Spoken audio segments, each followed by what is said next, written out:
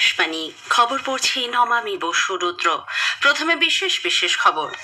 বাংলাদেশের আন্তর্জাতিক অপরাধ ট্রাইব্যুনাল দেশের প্রাক্তন প্রধানমন্ত্রী শেখ হাসিনাকে মানবতা বিরোধী অপরাধের দায়ে মৃত্যুদণ্ডের নির্দেশ দিয়েছে। একই সঙ্গে প্রাক্তন স্বরাষ্ট্রমন্ত্রী আসাদুজ্জামান খান কামালকেও মৃত্যুদণ্ড দেওয়া হয়েছে। বিদেশ মন্ত্রক জানিয়েছে, এক নিকট প্রতিবেশী হিসেবে ভারত বাংলাদেশের জনগণের স্বার্থ, শান্তি, গণতন্ত্র এবং স্থিতাবস্থা অক্ষুণ্ণ রাখার বিষয়ে দায়বদ্ধ। সৌদি আরবে এক দুর্ঘটনায় ৪২ জন উমরা যাত্রীর মৃত্যুতে শোক প্রকাশ করেছেন রাষ্ট্রপতি, উপরাষ্ট্রপতি এবং প্রধানমন্ত্রী। বিহারে বিজেপি পরিষদীয় দল আগামীকাল পাটনায় দলের সদর দপ্তরে বৈঠকে বসবে। জেডিইউর আজকের বৈঠক স্থগিত হয়ে গেছে। বৈদ্যুতিন ও তথ্য প্রযুক্তি মন্ত্রক আজ নতুন দিল্লিতে বৈদ্যুতিক উপাদান নির্মাণ প্রকল্পের দ্বিতীয় পর্যায়ের ঘোষণা করেছে। প্রধানমন্ত্রী নরেন্দ্র মোদী এশিয়ান আর্চারি চ্যাম্পিয়নশিপে 6টি সোনা সহ 10টি পদক জয় করে ইতিহাস সৃষ্টির জন্য ভারতের তীরন্দাজি দলকে অভিনন্দন জানিয়েছেন। আসছে বিস্তারিত খবরে। বাংলাদেশের আন্তর্জাতিক অপরাধ ট্রাইব্যুনাল প্রাক্তন প্রধানমন্ত্রী শেখ হাসিনাকে মানবতা বিরোধী অপরাধের দায়ে দোষী সাব্যস্ত করে মৃত্যুদণ্ডের নির্দেশ দিয়েছে। একই সঙ্গে প্রাক্তন স্বরাষ্ট্রমন্ত্রী আসাদুজ্জামান খান কামালকেও একই কারণে মৃত্যুদণ্ড দেওয়া হয়েছে। স্থানীয় গণমাধ্যম সূত্রে জানা গেছে যে 1 মাস ব্যাপী বিচারের পর ট্রাইব্যুনাল এই রায় ঘোষণা করেছে। এর আগে বিচারপতি মোহাম্মদ গোলাম মর্তুজা মজুমদারের নেতৃত্বে 3 বিচারপতির বেঞ্চ 453 পাতার রায় থেকে নির্বাচিত অংশ পাঠ করেন। সেখানেই 2024 জুলাইয়ে আগস্টে গণ অভ্যুত্থানের জন্য হাসিনাকে দোষী সাব্যস্ত করা হয়। তার বিরুদ্ধে উস্কানি, অপরাধমূলক ষড়যন্ত্র এবং অত্যাচার প্রতিরোধে ব্যর্থ হওয়ার অভিযোগ প্রমাণিত হয়েছে। এই মামলায় রাজসাক্ষী হওয়া পুলিশের প্রাক্তন মহানির্দেশক চৌধুরী আব্দুল্লাহ আল মামুনকে 5 বছরের কারাদণ্ড দেওয়া হয়েছে। উল্লেখ্য, 78 বছর বয়সী হাসিনা এই মুহূর্তে নির্বাসনে রয়েছেন। আজকের নির্দেশ প্রকাশ্যে আসার পরই এই রায়ের নিন্দা করেন হাসিনা। তিনি বলেন, আজকের এই সিদ্ধান্ত রাজনৈতিক উদ্দেশ্য প্রণোদিত এবং ত্রুটিপূর্ণ।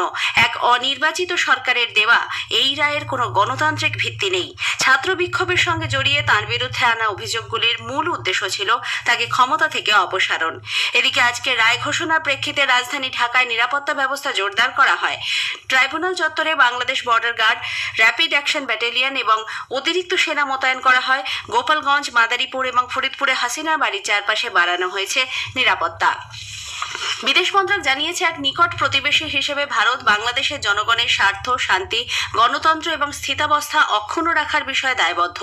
এক বিবৃতিতে মন্ত্রক জানিয়েছে, শেখ হাসিনার বিরুদ্ধে বাংলাদেশের আন্তর্জাতিক অপরাধ ট্রাইব্যুনালের দেওয়া রায়ের ওপর ভারত নজর রাখছে।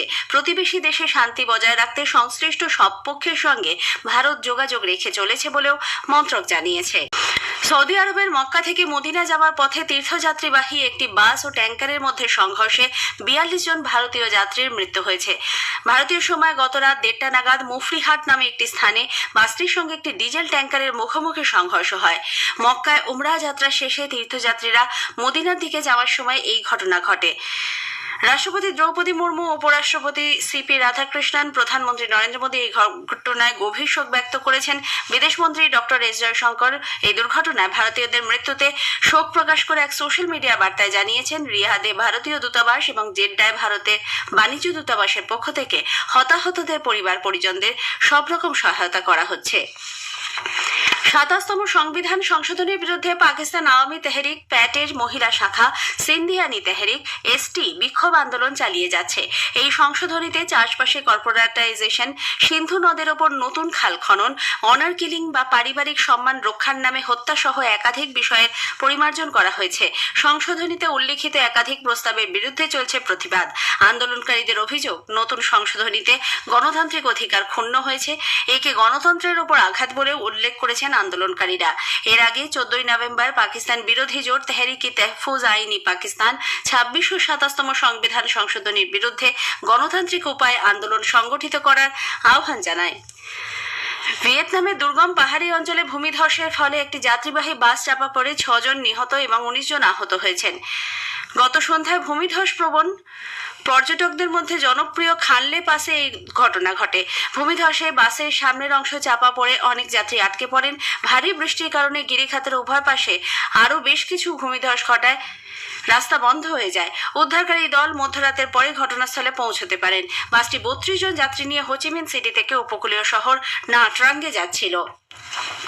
এই খবর আপনারা শুনছেন আকাশবাণী থেকে। বিহারে বিজেপি পরিষদীয় দল আগামীকাল পাটনায় দলের সদর দপ্তরে বৈঠকে বসবে। বৈঠকে 89 জন নবনির্বাচিত বিধায়করা দলের নতুন পরিষদীয় নেতা নির্বাচন করবেন। বিহারে দলের রাজ্য সভাপতি ডক্টর দিলীপ কুমার জয়সওয়াল বলেছেন, দলের পর্যবেক্ষকরাও বৈঠকে যোগ দেবেন। এদিকে জনতা দল ইউনাইটেড জেডিইউর পরিষদীয় দলের বৈঠক স্থগিত হয়ে গেছে। এদের বৈঠক আগামী বুধবার হতে পারে। আজ এই বৈঠক হওয়ার কথা থাকলেও পরে তা পরিবর্তন হয়, তবে কী কারণে এই পরিবর্তন তা স্পষ্ট নয়। জেডিইউ এর বৈঠক পিছিয়ে যাওয়ায় এনডিএ পরিষদীয় দলের আগামীকালের বৈঠকও পিছিয়ে যায় কিনা তা নিয়ে প্রশ্ন উঠছে। এর আগে পাটনার গান্ধী ময়দানে আগামী 20 নভেম্বর নতুন মন্ত্রিসভার শপথ নেবে বলে জানানো হয়েছে। প্রধানমন্ত্রী নরেন্দ্র মোদী সহ একাধিক বরিষ্ঠ এনডিএ নেতা নেত্রী ওই অনুষ্ঠানে উপস্থিত থাকবেন বলে মনে করা হচ্ছে। অন্যদিকে আরজেডি নেতা তেজস্বী যাদবের নেতৃত্বে আজ রাষ্ট্রীয় জনতা দলের বৈঠক হয়। ভোটার তালিকায় বিশেষ নিবিড় সংশোধন কর্মসূচি বা এসআইআর এর কাজের অগ্রগতি পর্যালোচনা এবং বিধানসভা নির্বাচনে ইভিএম এর পরীক্ষা নিরীক্ষা বা ফার্স্ট তে ওই দলে থাকছেন principal secretary SB. Joshi, Malay Mallick এবং ডেপুটি সেক্রেটারি অভিনব আগরওয়াল। তারা কলকাতা উত্তর ও দক্ষিণ, নদিয়া, দক্ষিণ 24 পরগনা, মুর্শিদাবাদ ও মালদায় এসআইআর এর কাজ পর্যালোচনা করবেন। এদিকে ভোটার তালিকায় বিশেষ নিবিড় সংশোধন কর্মসূচি এসআইআর নিয়ে যে কোনো প্রশ্ন থাকলে রাজ্যের মুখ্য নির্বাচনী আধিকারিকের দপ্তরে সরাসরি টেলিফোনে যোগাযোগ করতে বলা হয়েছে। যে কোনো দিন কাজের সময় সকাল 10:30 থেকে বিকেল 5:30 পর্যন্ত টোল ফ্রি নাম্বার 1950 অথবা 0332231085 তে যোগাযোগ করা যাবে।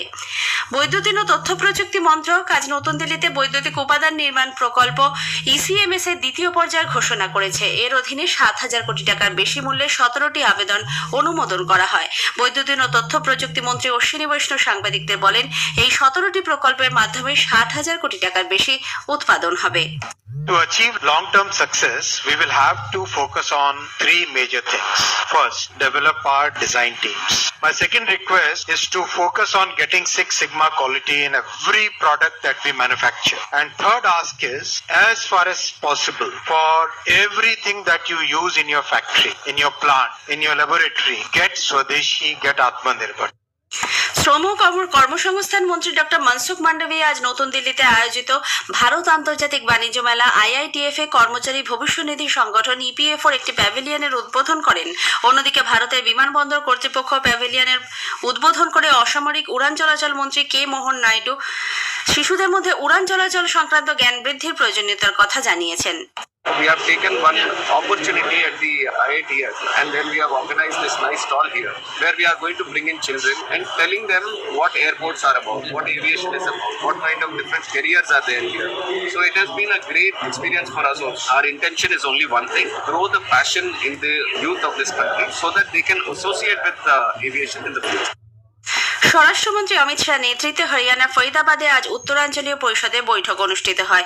হরিয়ানা, হিমাচল প্রদেশ, পাঞ্জাব, রাজস্থান, দিল্লি, জম্মু কাশ্মীর, লাদাখ এবং চণ্ডীগড়কে নিয়ে গঠিত হয়েছে উত্তরাঞ্চলীয় পরিষদ। রাজ্যগুলির মধ্যে সহযোগিতা বৃদ্ধি, নদী জল বন্টন এবং উন্নয়নমূলক কাজের বিষয়ে বৈঠকে আলোচনা হয়েছে। প্রধানমন্ত্রী নরেন্দ্র মোদী বাংলাদেশের ঢাকায় আয়োজিত এশিয়ান আর্চারি চ্যাম্পিয়নশিপ 2025-এ 6টি সোনা সহ 10টি পদক জয় করে ইতিহাস সৃষ্টির জন্য ভারতের তীরন্দাজি দলকে অভিনন্দন জানিয়েছেন। সামাজিক মাধ্যমের এক বার্তায় প্রধানমন্ত্রী পুরুষদের রিকার্ভ ইভেন্টে দীর্ঘ 18 বছর পর ঐতিহাসিক সোনা জয়ে সন্তোষ ব্যক্ত করেন। জাপানের টোকিওতে আয়োজিত ডিফলিম্পিক্স 2025-এ মহিলাদের 10 মিটার এয়ার পিস্তল ইভেন্টে ভারত আজ একটি সোনা একটি রূপো জয় করেছে। পুরুষদের 10 মিটার এয়ার পিস্তল ইভেন্টে অভিনব দেশওয়াল রূপো জিতেছেন। অন্যদিকে 241.1 স্কোর করে বিশ্ব রেকর্ড করে সোনা জিতেছেন আনুয়া প্রসাদ। শেষ করার আগে খবরের বিশেষ কিছু অংশ আরো একবার। বাংলাদেশের আন্তর্জাতিক অপরাধ ট্রাইব্যুনাল দেশের প্রাক্তন প্রধানমন্ত্রী শেখ হাসিনাকে মানবতা বিরোধী অপরাধের দায়ে মৃত্যুদণ্ডের নির্দেশ দিয়েছে। একই সঙ্গে প্রাক্তন স্বরাষ্ট্রমন্ত্রী আসাদুজ্জামান খান কমলকেও মৃত্যুদণ্ড দেওয়া হয়েছে। বিদেশ মন্ত্রক জানিয়েছে, এক নিকট প্রতিবেশী হিসেবে ভারত বাংলাদেশের জনগণের স্বার্থ, শান্তি, গণতন্ত্র এবং স্থিতাবস্থা অক্ষুণ্ণ করার বিষয়ে দায়বদ্ধ। খবর শেষ হলো। এরপরে স্থানীয় সংবাদ শুনতে পাবেন 7:50 মিনিটে।